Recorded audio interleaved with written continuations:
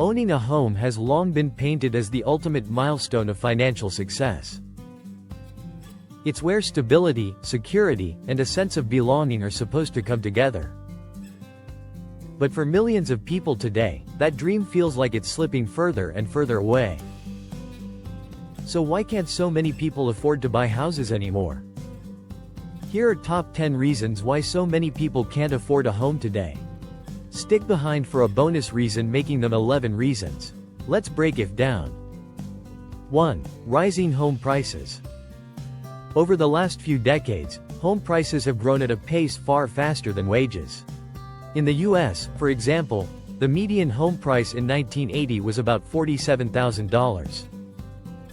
Adjusted for inflation, that's roughly $180,000 today.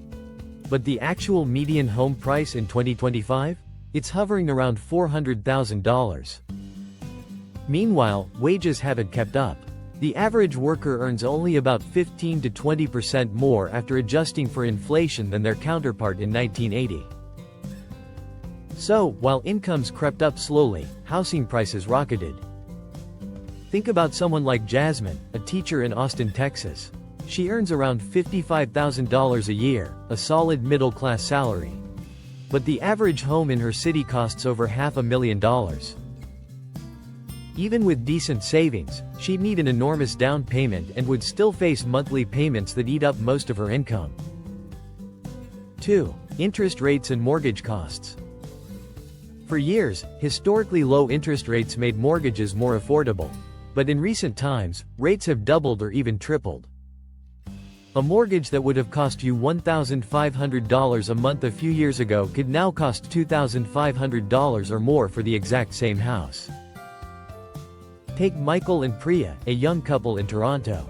They started house hunting in 2020 when interest rates were low, but they hesitated, thinking prices might drop. Fast forward a few years, rates shot up, and suddenly their borrowing power shrank. That 3-bedroom home they once had their eye on, now it's out of reach. 3. Student debt and financial burdens.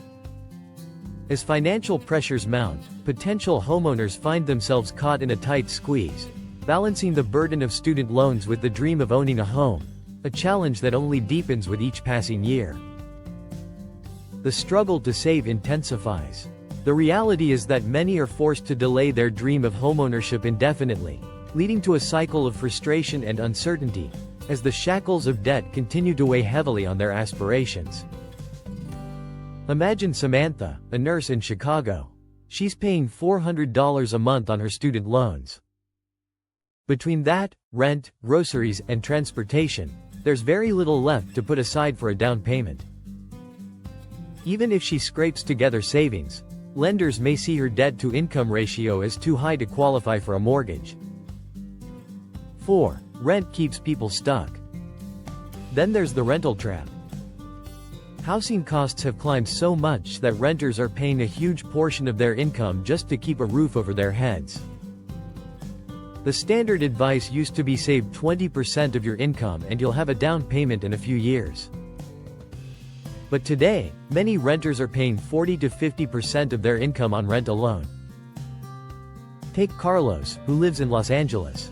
He and his partner paid $2,400 a month for a small 1-bedroom apartment. They'd love to save, but between rent and rising living costs, their savings account grows painfully slowly. Every year, as rents climb, the dream of homeownership feels further away. 5. Investors and competition. Another major factor is competition from investors. Large investment firms and even small-scale landlords often buy homes not to live in, but to rent out. They can pay cash, outbid regular families, and drive up prices in entire neighborhoods. In Atlanta, for example, research showed that in some neighborhoods, 1 out of every 3 homes sold in recent years went straight to investors. Families trying to buy their first home simply can't compete with corporations that swoop in with all-cash offers. 6. Cost of living and inflation. Even beyond housing, the general cost of living eats into potential savings. Food, healthcare, childcare, and transportation costs have all risen significantly. That leaves less disposable income for saving. Think of Raj, a father of 2 in New York. Even with a decent salary, after paying for daycare, which costs him nearly $2,000 a month, plus rent, groceries, and transit, he has almost nothing left to put toward a down payment. 7. Regional inequalities. It's important to note this problem isn't evenly spread. In some rural areas, housing is still relatively affordable. But jobs are often scarce there, or wages are much lower. In contrast, in booming urban areas with plenty of jobs, housing prices are astronomical. For example, someone might find a $200,000 home in rural Ohio, but if their career is in tech or healthcare, the jobs are clustered in places like San Francisco, Seattle, or New York, where the same type of house might cost over $1 million. 8. The emotional toll. Beyond the numbers, there's also a psychological impact. Many people feel like they're falling behind, comparing themselves to older generations who were able to buy homes in their 20s or 30s. For Anna, a 32-year-old social worker, it's disheartening to hear her parents say, "When we were your age, we already had a house." Back then, her parents bought a modest 3-bedroom home for $80,000. Today, that same home is valued at nearly $600,000. The math just doesn't add up. 9. Zoning laws and limited supply.